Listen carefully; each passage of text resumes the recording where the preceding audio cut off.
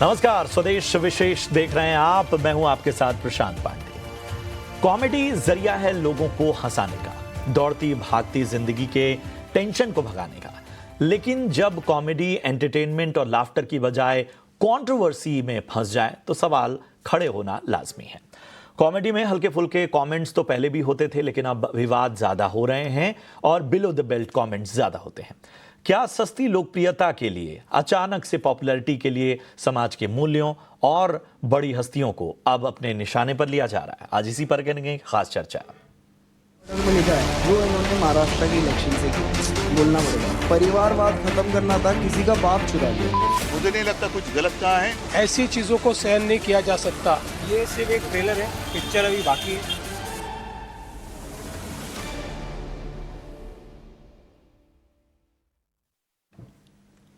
एक दौर था जब टीवी पर, फिल्मों में या फिर स्टेज शोज तक जो लाइव कॉमेडी होती थी वो ऐसी होती थी जिसे पूरा परिवार देख पाता था। एक दौर ऐसा भी है कॉमेडी के नाम पर जहां पर गालियां, बिलो द बेल्ट कमेंट्स और यहां तक कि परिवार जैसी संस्था को भी बख्शा नहीं जाता। समय रैना और रणवीर अलाहाबादिया का विवाद अभी थमा नहीं था कि कुणाल कामरा की कॉमेडी से बवाल मच गया है। ऐसा नहीं है कि पहले राजनेताओं या बड़ी हस्तियों का मजाक नहीं उड़ाया जाता था, मगर आपको ठीक से याद हो तो कुछ शोज थे, मूवर्स एंड शेकर्स या फिर लाइव कॉमेडी में भी जब कॉमेडियन आते थे तो वो ऐसे मजाक करते थे कि लोग, वो हस्ती भी उस शो में मौजूद होकर उसका लुत्फ उठाती थी। लालू प्रसाद यादव से लेकर अटल बिहारी वाजपेयी तक की मिमिक्री कलाकार करते रहे। बड़े बड़े फिल्मी कलाकारों की मिमिक्री आज भी होती है, वो भी इतने हल्के फुल्के अंदाज में कि कॉमेडी से किसी की बेइज्जती नहीं होती। मगर आज मजाक का मतलब अपमान करना, और रोस्ट एक शब्द जो है वो आजकल बड़ा पॉपुलर है। गालियों को धड़ल्ले से इस्तेमाल किया जा रहा है। लेकिन सवाल है कि क्या ऐसे विवाद जानबूझकर आमंत्रित किए जाते हैं ताकि तेजी से लोकप्रियता हासिल हो, या ये एक ऐसा पैटर्न है जिससे शायद एक खास दर्शक वर्ग को प्यार मिल रहा है? आज इसी विषय पर हम खास चर्चा करेंगे। हमारे साथ दो बेहद खास मेहमान भी चर्चा में जुड़ेंगे और उनसे समझेंगे कि आखिर उनकी राय इस पूरे विवाद को लेकर क्या है। लेकिन सबसे पहले अपने सहयोगी रुचा खानोलकर का रुख करेंगे, जिन्होंने इस पूरे विवाद के बाद क्या कुछ हुआ है उसकी रिपोर्ट भेजी है। जरा सुन लेते हैं। Rucha. Stand up comedian Kunal Kamra ने अपनी एक कविता सोशल मीडिया पे शेयर करने के बाद कुछ ही घंटों में शिवसेना के कई कार्यकर्ता मुंबई के इस खार इलाके में पहुंचे जहां पे वो शूट हुआ था, जिसमें एकनाथ शिंदे के बारे में उनका नाम लिए बगैर एक जिक्र किया था। उनके ऊपर एक जोक किया गया था जिसको जवाब देने के लिए शिवसेना के कई कार्यकर्ता कल रात यहाँ पे पहुंचे और यहाँ पे उन्होंने तोड़क कार्रवाई की, तोड़फोड़ की गई इन नेताओं के द्वारा। उसके साथ ही आज पूरे राज्य में कई जगहों से इस घटना का निषेध किया जा रहा है। उसके साथ ही यहाँ पे सुबह बीएमसी के कुछ ऑफिसर्स पहुंचे थे, उन्होंने इंस्पेक्शन किया और उसके बाद अभी यहाँ पे तोड़क कार्रवाई की जा रही है। बीएमसी की तरफ से बताया जा रहा है कि इस बिल्डिंग में यूनिकॉन्टिल मुंबई के इस स्ट्रक्चर में कुछ हिस्सा अनऑथराइज्ड है, उस हिस्से को अभी हटाया जाएगा। लेकिन अब तक बीएमसी ने इस मामले में कुछ भी ऑफिशियल स्टेटमेंट नहीं दिया है, कौन से बेसिस पे ये कार्रवाई हो रही है और क्या हैबिटेट को या उनके साथ ही जो पूरी बिल्डिंग है उनको क्या इसके पहले नोटिस दी गई थी, उसके बारे में बीएमसी के कोई भी ऑफिशियल्स बात करना टाल रहे हैं। उसके साथ ही हम देख सकते हैं द हैबिटेट के यहाँ पे कहीं भी लोगोज थे वो अभी हटा दिए गए हैं, उनको ब्लैक इंक की तरफ से मदद से कवर किया गया है और द हैबिटेट ने खुद अपने सोशल प्लेटफॉर्म्स पे ये कंफर्म कर लिया है कि फिलहाल कुछ दिनों के लिए द हैबिटेट टेम्पररी क्लोज रहेगा। कल हुए घटना के बाद और उसके पहले भी समय रैना का इंडियाज गॉट लेटेंट जो शो था उसकी भी कंट्रोवर्सी यही की थी। इसी जगह पे ये दोनों एपिसोड्स रिकॉर्ड हुए थे, कुणाल कामरा का कल का एपिसोड और उसके पहले का समय रैना का इंडियाज गॉट लेटेंट शो भी यही से शुरू हुआ था। इसके साथ ही बीएमसी की तरफ से अब कौन से ग्राउंड्स पे इस पे एक्शन ली जा रही है ये अभी तक कोई ऑफिशियल्स बता नहीं रहे। वीडियो जर्नलिस्ट मनोज हलवाई के साथ मैं रुचा कानोलकर, ईटी नाउ स्वदेश, मुंबई। तो तमाम बातें हमने आपके सामने रखी और उसके रिएक्शन और एक्शन सब कुछ आपके सामने रखा। लेकिन चलिए चर्चा की मैं शुरुआत करता हूं। हमारे साथ दो बेहद खास मेहमान आज मेरे साथ जुड़ रहे हैं। मैं परिचय करा दूं, हमारे साथ जाने माने एक्टर और अपनी कॉमेडी के लिए विशेष रूप से जाने जाने वाले जय विजय सचान जुड़े हैं। जय, बहुत बहुत शुक्रिया अपना कीमती समय देने के लिए। और हमारे साथ पूरी मार्केटिंग और इस पूरी दुनिया को बहुत बारीकी से देखने वाले दिलीप चेरियन साहब, जाने माने इमेज गुरु, हमारे साथ जुड़ चुके हैं। दिलीप चेरियन साहब, बहुत बहुत शुक्रिया, इतने शॉर्ट नोटिस पे आपने अपना कीमती समय हमें दिया। सबसे पहले जय, मैं आपके पास आना चाहूँगा। जैसा मैंने शुरुआत में अपने कमेंट में कहा, एक दौर था जब शायद दर्शक में खुद वो हस्ती बैठी होती थी जिसके बारे में मजाक उड़ाया जाता था, लेकिन वो हस्ती ऑफेंड नहीं होती थी बल्कि वो उसका लुत्फ उठाती थी। आज आखिर ऐसा क्या हो रहा है जिसकी वजह से ये स्थितियां आ गई हैं कि बात बात में विवाद हो रहे हैं? और आप सभी जो एक स्वस्थ मनोरंजन के हिसाब से आगे बढ़ते हैं, हम आपके शोज देखते हैं जहां पर शायद मिमिक्री और हल्के फुल्के अंदाज में गुदगुदाने के एक तौर तरीके आजमाए जाते हैं, वहां पर ये जो एक धारा चल पड़ी है, इस पर आपकी टिप्पणी क्या है?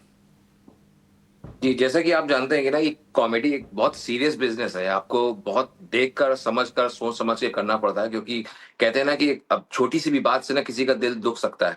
सो बीइंग इन कॉमेडी ने बहुत एक बड़ी रिस्पॉन्सिबिलिटी भी होती है कि कभी भी आप कोई ऐसी बात ना करें जिससे किसी का कोई दिल दुखे, कोई कंट्रोवर्सी हो। तो ये बहुत थिन लाइन होती है। जैसे बोलते हैं ना, साहस और दुस्साहस के बीच में बहुत थोड़ा सा फर्क होता है, वो रखना पड़ता है, ध्यान रखना पड़ता है। और मुझे लगता है कि रिसेंट टाइम पे या पिछले कुछ सालों से अगर आपने देखा होगा तो ये चीजें होती रही हैं। उसके पहले कभी नहीं हुआ, कभी कदार कभी कुछ होता था, और अभी लगता है कि धीरे धीरे ये चीजें ट्रेंड पे आने लगी। लोग बोलते हैं कि थोड़ा सा यूथ ओरिएंटेड है तो आप कुछ भी बोल सकते हैं। उसके बाद में फिर ये पॉलिटिकली की जा रही है, डायरेक्ट वे पर किसी का मजाक उड़ाया जा रहा है। मुझे लगता है कि ऐसा नहीं होना चाहिए। आप किसी स्टेट को कोई रिप्रेजेंट कर रहे हैं, बड़े लोग अब उसके बारे में कुछ बोल रहे हैं, तो बहुत चीजें हैं, बहुत सोच समझ के काम करने की जरूरत है। और ये कंट्रोवर्सी हुई है, इसके बारे में सभी कोई जानते हैं। जय, एक चीज मैं समझना चाहूंगा, आखिर ऐसा क्या है? मतलब मैं सिर्फ कॉमेडी की बात नहीं कर रहा हूं, पूरा जो कंटेंट क्रिएशन की पूरी दुनिया है उसमें हम देख रहे हैं कि लगातार जो है वो भाषा जो है वो एक अलग अलग ही डिबेट बन गई है। मतलब ये ऐसा क्या है? क्या वाकई एक बहुत बड़ा दर्शक वर्ग है जो इस तरह की भाषा पसंद कर रहा है, जो उसे कैटर कर रहा है, या आपको लग रहा है कि कहीं ना कहीं ये गालियां या बाकी चीजें हैं, ये सस्ती लोकप्रियता का एक पैमाना बन जाती है? मुझे लगता है कि ऐसा तो है नहीं कि उनको पता नहीं होगा कि ये करने के बाद में इस तरह की कंट्रोवर्सी होगी कि या नहीं होगी। और जबकि ऐसा समय चल रहा है, आपने देखा कि रिसेंट टाइम पर भी कुछ गलत बातें की गई जिसकी वजह से कितनी कंट्रोवर्सीज हुई। तो मुझे लगता है कि ये जानबूझ के की गई चीज है। प्रॉपर उसका पीआर किया जा रहा है और प्रॉपर उनके सपोर्ट में चीजें की जा रही हैं। मैं किसी को गलत है सही नहीं कहता, बट मुझे लगता है कि बीइंग इन पर्सन ही बहुत जरूरी है कि आप क्या बोल रहे हैं। आप अपने घर की चार दीवारी के बीच में क्या करते हैं, इससे किसी को कोई लेना देना नहीं होता है। लेकिन जब इतना दर्शक वर्ग है जो आपको देख रहा है, जो आपको फॉलो कर रहे हैं, उसके बीच में चालू हुआ कि आप गालियों को यूज कर सकते हैं। मुझे लगता है कोई भी बुद्धिजीवी कभी इस बात का सपोर्ट नहीं करेगा।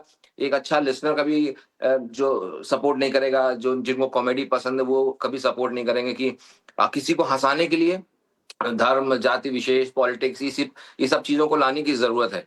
और अगर उसके बीच में भी वो चीजें लाई जा रही हैं तो ये गलत है। सीधे आप ये नहीं, आप क्या होता है कि आप परोस रहे हैं, थाली पे आप परोस के चीजें दे रहे हैं।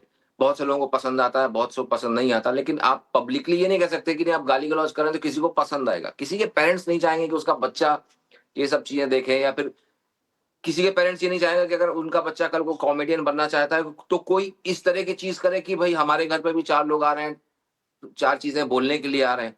तो मुझे लगता है जानबूझ के की गई कोई ये चीज है। और मुझे लगता है कि जितने भी कॉमेडियंस हैं उनके ऊपर भी घास गिरती है। अब हम कहीं शोज करने के लिए जाते हैं तो लोग पहले 20 मिनट ये समझाते हैं कि भाई आप ये तो नहीं करते हो, ये तो नहीं बोलते हो, जो कि पहले कभी नहीं बोला गया। हालांकि एकदम ही क्लीन कॉमेडी करते हैं, उसके बावजूद अब लोगों को भी डर लगता है कि यार कहीं कुछ ऐसा ना कर दें कि हमारे यहाँ प्रॉब्लम। आखिर कुछ लोगों का जो बिहेवियर है, जो उनके कॉमेडी करने का अंदाज है, वो पूरी जो एक्टर बिरादरी है या जो लोग भी एक अच्छे परफॉर्मर हैं जो शायद क्लीन कॉमेडी करते हैं, उनको भी कहीं ना कहीं बहुत सारे फिल्टर से अब गुजरना पड़ रहा है। दिलीप सर, मैं आपके पास आना चाहूँगा। आप तो हर दिन ये पीआर मशीनरी, मार्केटिंग, सारी चीज़ों से गुजरते हैं। कैसे देख रहे हैं आप? मतलब एक तो सबसे बड़ा सवाल ये उठता है कि बैक टू बैक चीज़ें हुई हैं। मतलब पहले हमने देखा समय रैना और रणबीर अलाहाबादिया वाला प्रकरण, फिर अब हम देख रहे हैं कि कुणाल कामरा का। अब आखिर ऐसा क्या है इस पूरी मार्केटिंग की दुनिया में जो इस तरह की पब्लिसिटी पाने के लिए लोगों को बेचैन कर रहा है? बेचैन इसलिए हो रहे हैं क्योंकि आज की ऑडियंस 6 साल या 5 साल पहले की ऑडियंस से बहुत चेंज हो चुका है। ये चेंज ज्यादातर ओटीटी प्लेटफॉर्म्स के वजह से हुआ है, यूट्यूब के ग्रोइंग इन्फ्लुएंस से हुआ है। और अब ऑडियंस को हंसाने के लिए, उनको डराने के लिए, उनको आकर्षित करने के लिए जो भी परफॉर्मर्स है उनको कई चीजें करना पड़ रहा है जो आगे हम सोच भी नहीं सकते थे। ऑडियंस का जो टॉलरेंस है ऐसी चीजों पे वो भी बहुत बढ़ गया है। मुझे ये पता है क्योंकि हम इन्फ्लुएंसर्स को स्टडी करते हैं, उनके नंबर्स देखते हैं, और जब हम कोई भी प्रोग्राम रेकमेंड करते हैं हमें पता है कि कंट्रोवर्सी के आसपास जाने वाले परफॉर्मर्स का ही नंबर बढ़ता है। ये अच्छा है कि नहीं हम डिसाइड करने वाले नहीं है, क्योंकि सोसाइटी में इस वक्त आप देख रहे हैं कि इन्फ्लुएंसर का इम्पैक्ट नंबर्स से ही होता है। जैसे टेलीविजन चैनल का नंबर्स टीआरपी से होता है, उसी तरह नंबर्स ऑफ पीपल वॉचिंग वही एक मैट्रिक है जिससे ये दिखते हैं। अब रह गई बात कानून की। अगर किसी की नाम ना लेके उसके बारे में कोई हंसी मजाक होता है तो मेरे ख्याल में वहां कानून का कम रोल है जब तक बैड लैंग्वेज का यूज ना हो। बैड लैंग्वेज जो है, जैसे बियर, मैं उनको कहता हूं बियर बेली, कई लोग जो है वो बैड लैंग्वेज यूज करते हैं एक अटेंशन के टेक्निक के लिए, अटेंशन गैदरिंग टेक्निक। ये मेरे ख्याल में सोशली अब बहुत ज्यादा हमारा एक्सेप्टेंस हो चुका है, क्योंकि हम सोचते हैं कि बैड लैंग्वेज भी अब एक्सेप्टेबल है। अगर हम सर्वे करें इंडियन फैमिलीज को, जो लैंग्वेज अब इस वक्त घरों में भी इस्तेमाल हो रहा है वो मेरे ख्याल में 5 या 10 साल पहले से बहुत चेंज हो चुका है। और ये एक सोशल डाउनवर्ड स्पाइरल का एक सिग्नल है, और मुझे लगता है कि इससे भी हमें खतरा है। खतरा तो है, पर जो बात आपने कही परफॉर्मेंस दिलीप सर, माफी चाहूंगा, मैं रोकना चाहूंगा। एक चीज और मैं समझना चाहता हूं, मतलब चूंकि हम इस पूरे मामले को पॉपुलैरिटी, एक्सेप्टेंस, इन सारे पैरामीटर से देख रहे हैं, जब इस तरह की कंट्रोवर्सी होती है तो उस ब्रांड को, मतलब उस हस्ती को जिसने इस विवाद को जन्म दिया है, उसको नुकसान होता है या फायदा होता है? मुझे बहुत शर्म है कि ऐसे लोग जो इस इंडस्ट्री में हैं उनको ऐसे चीजों से अनफॉर्चुनेटली अभी भी सोशली फायदा ही हो रहा है। क्योंकि ये जो एल्गोरिदम है वो एल्गोरिदम सिर्फ नंबर्स को ही रिवॉर्ड करते हैं। ऐसे परफॉर्मर्स के साथ ऐसे कोई बड़े ब्रांड्स जुड़े नहीं हैं। अगर जैसे कोई ब्रांड है और कोई स्पोर्ट्समैन है और उसको एक डोपिंग का चार्ज होता है तो ब्रांड को नुकसान होता है। पर ये जो सिंगल कॉमेडी परफॉर्मर्स है उनके साथ कुछ खास ब्रांड्स जुड़े नहीं है, और उनका रेवेन्यू स्ट्रीम में स्पॉन्सरशिप एक बहुत बड़ा हिस्सा नहीं होता है। तो इसलिए उनको सिर्फ जो व्यूअरशिप के रेट्स पे उनको पैसे मिलता है उसी पैसे से वो चलाते हैं। तो कई परफॉर्मर्स आजकल है जो मैं मानता हूं कि ये ट्रेंड बहुत सोसाइटली डैमेजिंग हो रहा है, उनको ये कोई स्टैंडर्ड ब्रांड एसोसिएशन से मतलब नहीं है, और इसीलिए they get away with more than they should be allowed. बहुत अहम बात आपने कही, और वाकई शायद समय आ गया है कि इन सारी चीज़ों को एक लाइन, एक बाउंड्री बनाकर चीज़ों को परिभाषित किया है। दर्शकों की भी जिम्मेदारी बहुत अहम हो जाती है। शुक्रिया करेंगे दिलीप सर, शुक्रिया करेंगे जय, आप दोनों का। हमने एक चर्चा रखी और कोशिश यही की कि एक व्यू आ जाए दोनों तरफ से कि भाई ये पूरी दुनिया, लेकिन एक चीज़ निचोड़ यही निकला है कि कोई भी इसे सही नहीं मान रहा है। ये कहीं ना कहीं गलत प्रैक्टिस है जिसके ज़रिए अब कहीं ना कहीं इस पूरे आर्ट वर्ल्ड में बहुत सारी दिक्कतें सामने आ रही हैं। शुक्रिया करेंगे आप दोनों का, अपना कीमती समय दिया, और आगे भी इस तरह की चर्चाओं में हम आपको आमंत्रित करते रहेंगे। चलिए यहाँ रुकेंगे एक छोटे से ब्रेक के लिए। ब्रेक के उस पार कुछ और अहम खबरें होंगी, आप बने रहिए हमारे साथ।